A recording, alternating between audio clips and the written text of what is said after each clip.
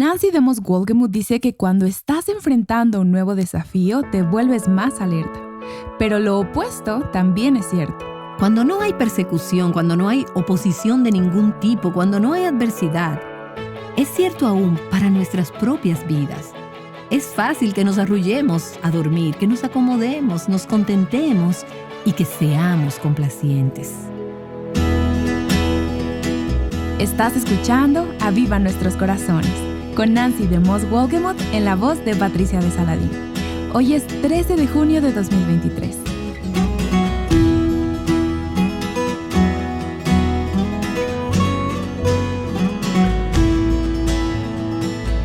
¡Despierta! Este es el nombre de la nueva serie que estamos comenzando. Es una de varias series basadas en el libro de Apocalipsis que estamos transmitiendo durante estas semanas. Aquí está Nancy para comenzar con la enseñanza de hoy.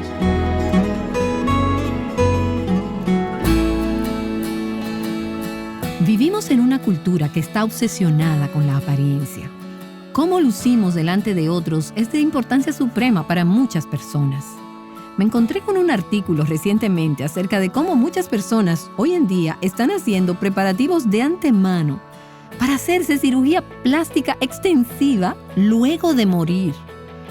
Y esto se ha transformado en un gran negocio para los que este artículo llama los cirujanos plásticos de los muertos. Las personas están tan preocupadas acerca de su apariencia final que quieren lucir de lo mejor en su funeral. Una mujer lo resumió diciendo: si mi familia tiene un féretro abierto, yo quiero estar arreglada al máximo. Quiero que la gente diga: wow, ella luce fantástica, luce mejor muerta que viva. Ahora, esto puede sonar gracioso o quizás raro o impensable para algunas de nosotras. Pero al llegar a la quinta de las 7 cartas en el libro de Apocalipsis, llegamos hoy a un grupo de personas que estaban obsesionadas por cómo se veían, aunque estaban muertas. Y mientras hemos estado viendo estas 7 cartas a las iglesias de Apocalipsis, hemos visto que cada una de ellas es relevante y que cada una es necesaria, no solo para los cristianos del primer siglo, sino para los creyentes y para las iglesias del siglo XXI. Por ejemplo, en Éfeso vimos esta iglesia que era ortodoxa, que tenía una sana doctrina. Ellos estaban haciendo las cosas correctas. Pero, ¿qué les faltaba? Les faltaba amor, les faltaba corazón, les faltaba pasión por Cristo. Y luego llegamos a Esmirna, la iglesia sufriente, la iglesia que estaba enfrentando oposición y persecución. Y las palabras de Jesús para esta iglesia fueron: sean fieles hasta el fin. Luego vimos durante las últimas semanas las iglesias en Pérgamo y en Tiatira.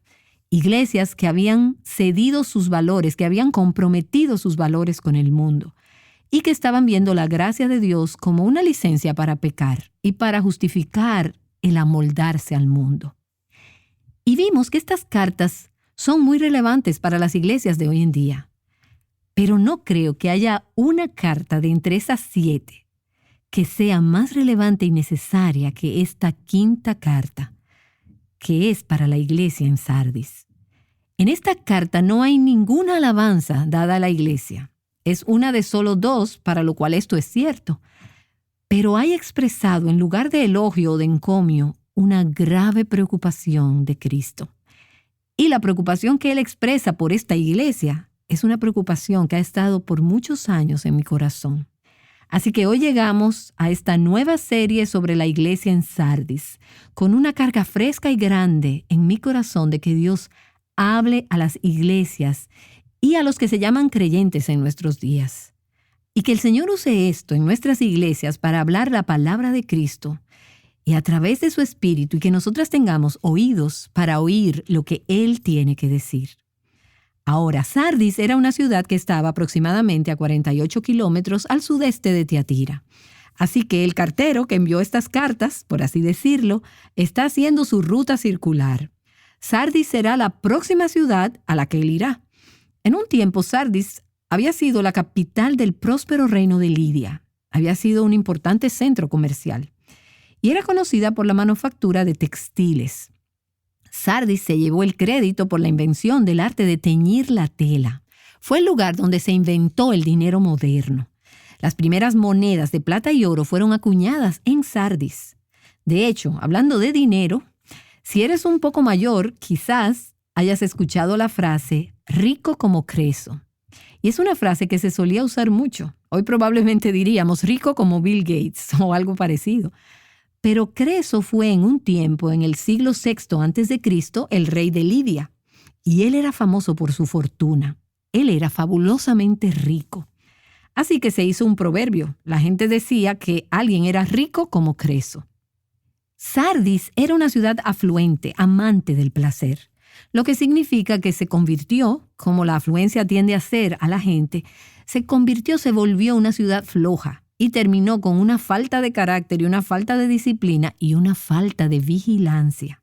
Y como veremos más adelante en esta serie, Sardis fue construida en una planicie aproximadamente a 1500 pies de altura sobre el nivel del valle y era considerada segura, inexpugnable. Así que la gente se volvió confiada. Ellos se acomodaron. Y en 2 ocasiones, de las cuales hablaremos más tarde, los muros de la ciudad de Sardis fueron violados por enemigos, por su descuido, porque la entrada a la ciudad fue dejada desatendida. En el año 17 después de Cristo, ahora ten en cuenta que el libro de Apocalipsis fue escrito al final del primer siglo. Sardis fue destruida junto con la ciudad de Filadelfia en Asia Menor. Fue destruida por un terremoto devastador y la ciudad fue reconstruida por el emperador Tiberio, pero nunca recuperó la gloria y la importancia que una vez tuvo. Sardis había sido una ciudad magnífica en su tiempo y todavía era un centro del comercio en el día en que esta carta fue escrita en el libro de Apocalipsis, pero se encontraba en decadencia. La gloria de los días de Sardis estaba en el pasado. La ciudad estaba en un proceso de decadencia y estaba moribunda. Ahora, digo todo esto para decir que lo que era cierto para la ciudad de Sardis era una imagen también de la iglesia en Sardis. Así que veamos la carta. Quiero leer la carta completa y luego comenzaremos a adentrarnos y ver lo que el Espíritu tiene que decirle a las iglesias y a nosotras en nuestros días. Apocalipsis capítulo 3. Voy a leer los primeros 6 versículos. Escribe al ángel de la iglesia en Sardis, el que tiene los 7 espíritus de Dios y las 7 estrellas. Dice esto: yo conozco tus obras, que tienes nombre de que vives, pero estás muerto. Ponte en vela y afirma las cosas que quedan, que estaban a punto de morir, porque no he hallado completas tus obras delante de mi Dios. Acuérdate pues de lo que has recibido y oído, guárdalo y arrepiéntete. Por tanto, si no velas, vendré como ladrón, y no sabrás a qué hora vendré sobre ti. Pero tienes unos pocos en Sardis que no han manchado sus vestiduras, y andarán conmigo vestidos de blanco porque son dignos. Así el vencedor será vestido de vestiduras blancas, y no borraré su nombre del libro de la vida, y reconoceré su nombre delante de mi Padre y delante de sus ángeles. El que tiene oído, oiga lo que el Espíritu dice a las iglesias. En cada una de estas cartas aparece una descripción de Jesús, quien es el que envía estas cartas. Nosotros firmamos nuestras cartas al final, pero en esos días las personas firmaban sus cartas al comienzo, al principio. Y quizás te dirían algo acerca de sí mismas que indicaría quiénes eran o cuáles eran sus características. Por ejemplo, Pablo dice en algunas de sus cartas: gracia y paz a ustedes, de Pablo, y mi hijo espiritual en la fe, Timoteo.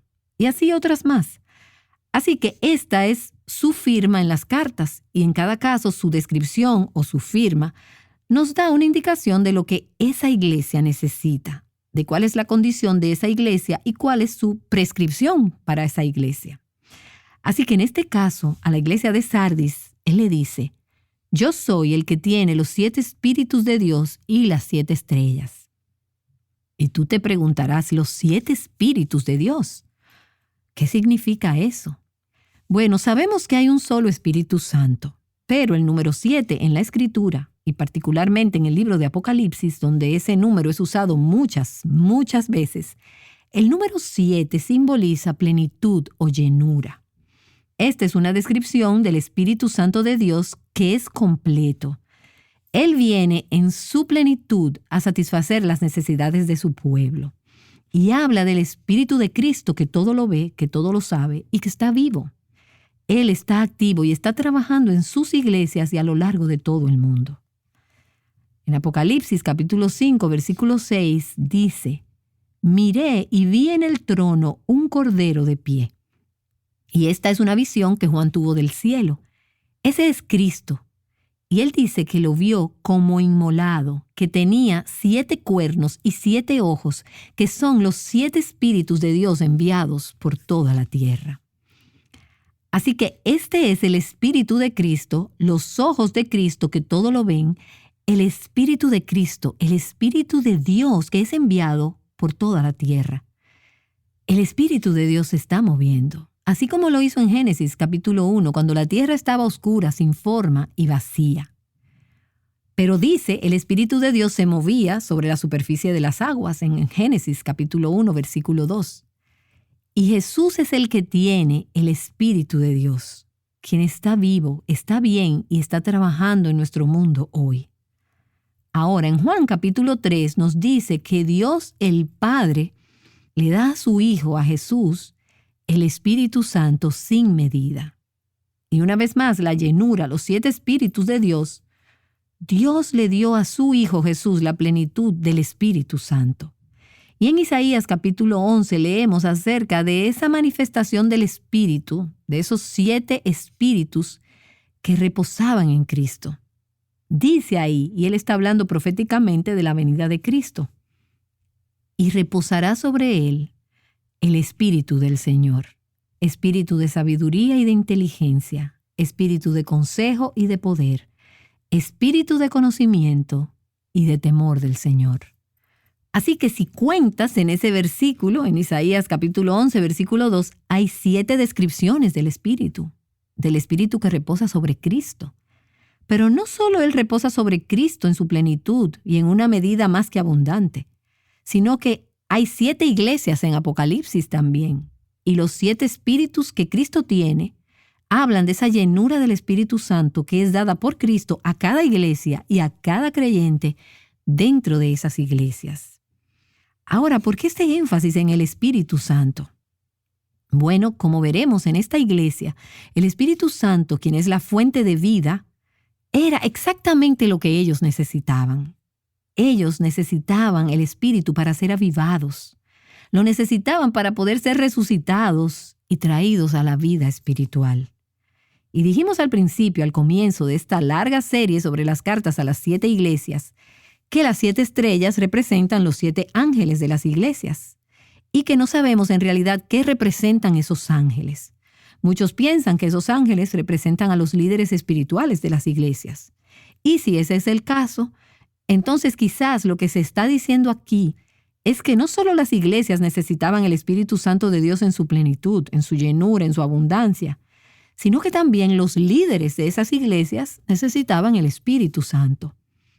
Y ciertamente es verdad que cualquier cosa que hacemos para hablar la verdad a otros o para hablar la palabra de Dios a otros o al discipularlos, al ministrarles, todo pierde sentido sin el poder, sin la capacitación, sin la unción de ese Espíritu Santo de Dios. Ahora, al leer la carta a la iglesia en Sardis, notarás que no hay ninguna indicación de que haya alguna oposición externa o alguna persecución. Ahora, ciertamente eso estaba ocurriendo porque ellos vivían dentro del Imperio Romano y había persecución a lo largo de todo el imperio. Pero me resulta interesante que no se hace ninguna referencia a esto en esta carta.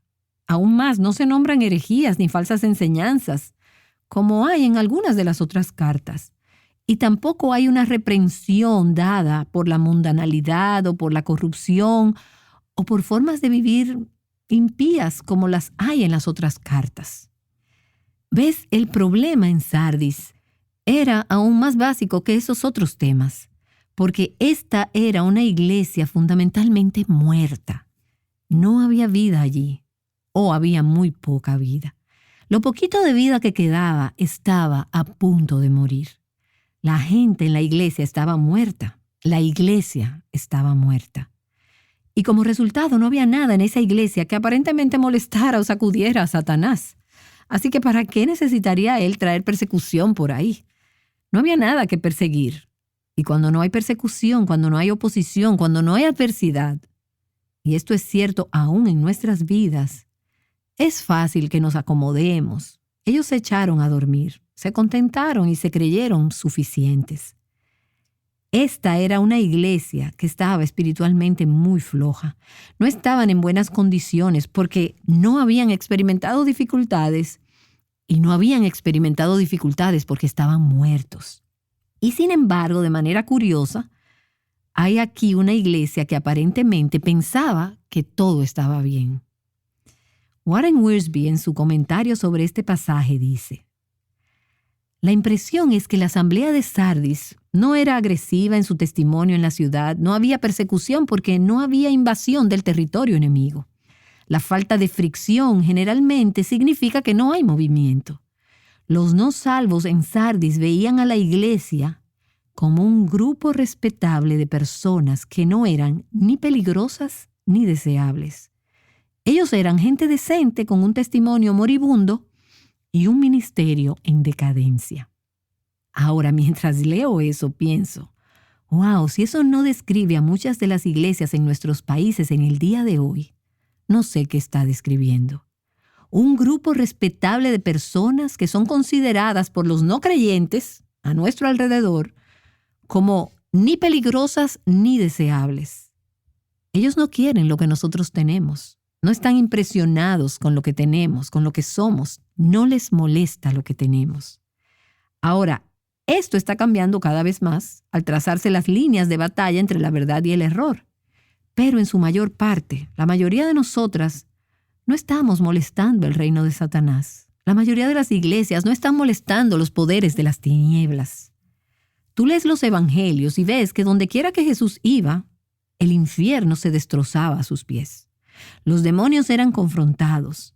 Y no quiero decir solo con exorcismos, sino que el poder de la oscuridad, el poder de las tinieblas, el reino de Satanás, era confrontado donde quiera que Jesús iba.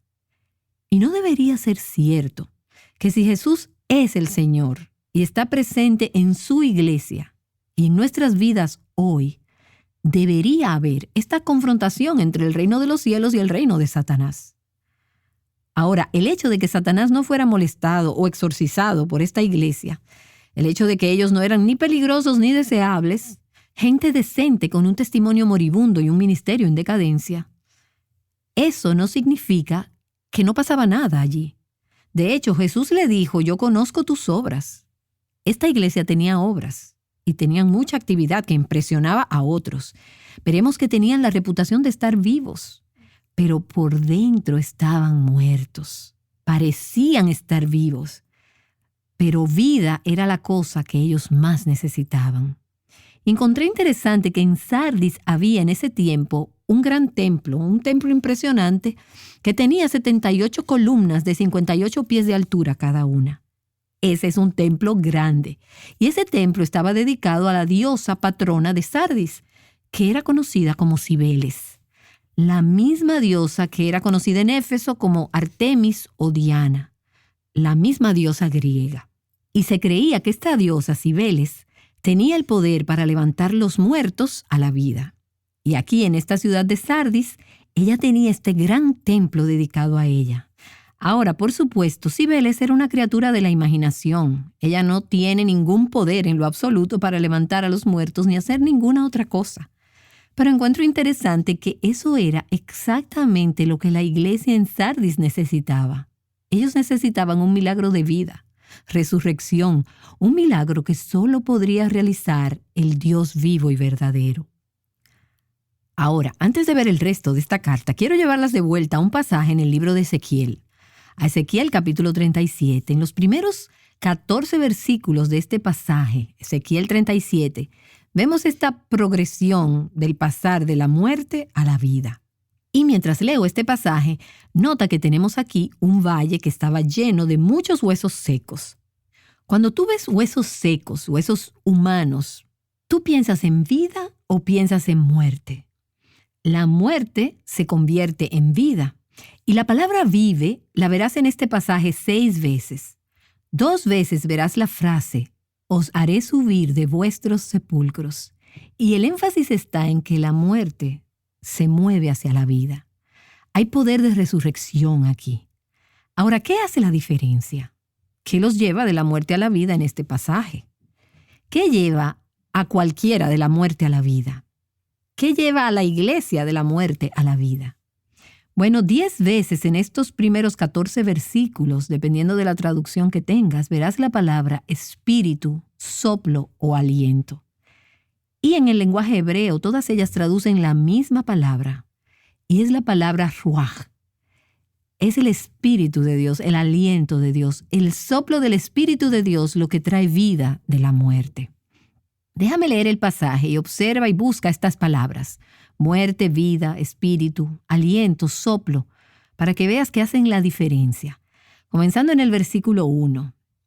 La mano del Señor vino sobre mí y me sacó en el espíritu, ruaj del Señor, y me puso en medio del valle que estaba lleno de huesos, y me hizo pasar en derredor de ellos, y he aquí eran muchísimos sobre la superficie del valle, y he aquí estaban muy secos. Y él me dijo, Hijo de hombre, ¿vivirán estos huesos? Y yo respondí, Señor Dios, tú lo sabes.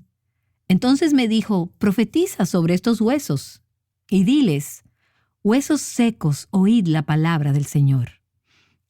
Ahora, estos huesos secos no podían oír porque estaban muertos. Así dice el Señor Dios a estos huesos. He aquí, haré entrar en vosotros espíritu, ruaj, y viviréis. Y pondré tendones sobre vosotros, haré crecer carne sobre vosotros, os cubriré de piel, y pondré espíritu, aliento, ruaj en vosotros, y viviréis, y sabréis que yo soy el Señor. Profeticé pues como me fue mandado, y mientras yo profetizaba, hubo un ruido, y luego un estremecimiento, y los huesos se juntaron cada uno con su hueso. Y miré, y he aquí había tendones sobre ellos, y creció la carne y la piel los cubrió. Pero no había espíritu, ruaj, en ellos, todavía estaban muertos. Entonces él me dijo, profetiza al espíritu, ruaj, profetiza, hijo de hombre, y di al espíritu, ruaj, así dice el Señor Dios. Ven de los 4 vientos, oh espíritu, ruaj, y sopla sobre estos muertos, y vivirán.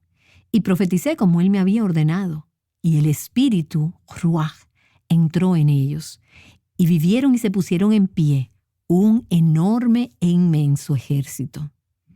Versículo 11. Entonces él me dijo, Hijo de hombre, estos huesos son toda la casa de Israel. He aquí ellos dicen, nuestros huesos se han secado y nuestra esperanza ha perecido. Estamos completamente destruidos.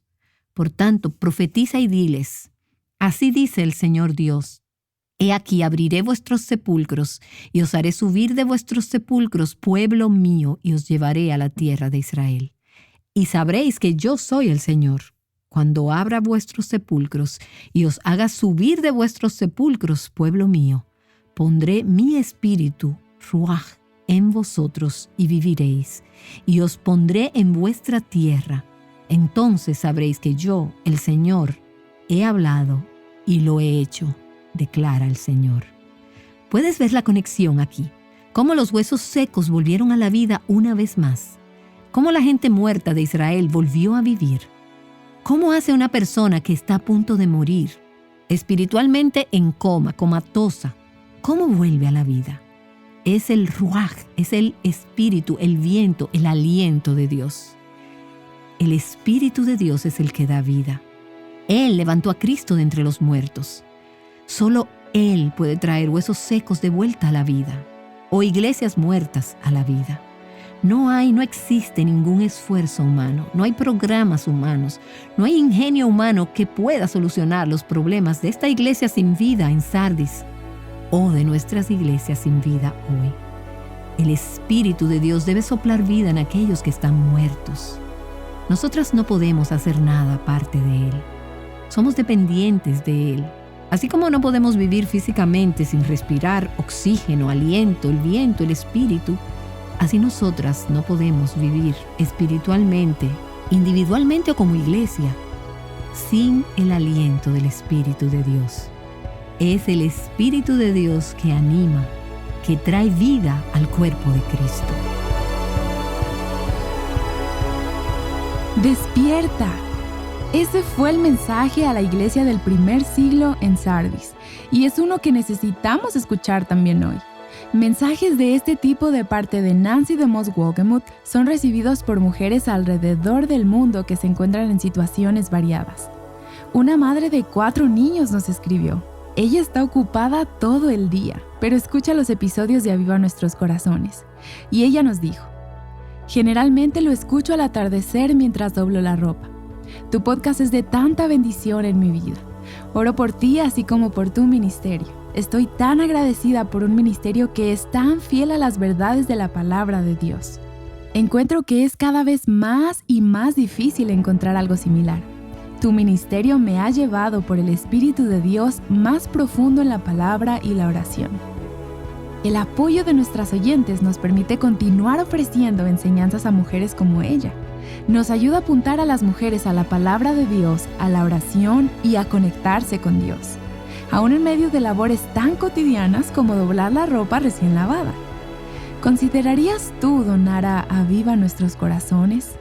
¿Nos ayudarías a mantener y expandir este tipo de enseñanzas a más oyentes? Y bien, es posible que una iglesia se vea bien desde afuera, luzca involucrada en una variedad de actividades y programas y aún estar en realidad espiritualmente muerta. Bueno, veremos esto mañana aquí en Aviva Nuestros Corazones. Aviva Nuestros Corazones es un ministerio de alcance de Reviver Hearts.